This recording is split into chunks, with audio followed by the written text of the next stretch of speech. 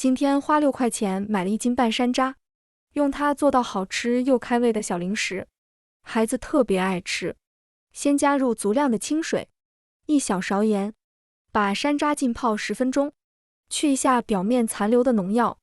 泡好后再冲洗干净，把山楂的蒂去掉，再用吸水纸把山楂表面的水分完全擦干。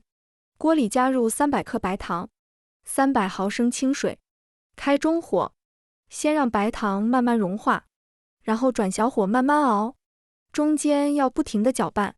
这一步如果你偷懒不搅拌的话，最后可能会有惊喜。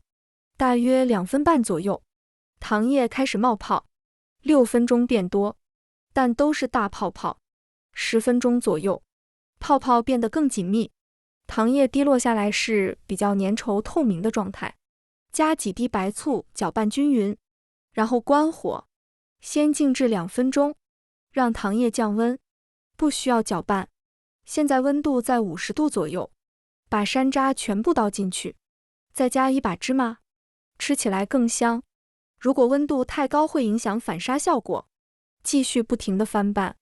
现在糖液的温度越来越低，颜色慢慢发白，说明反沙了。继续翻拌，最后糖液变成这种比较干的状态就行了。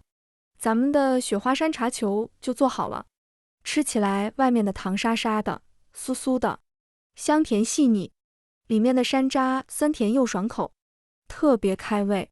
自己在家做的干净又卫生，吃饭没胃口的时候来2个，保证让你胃口大开。喜欢的朋友可以收藏一下。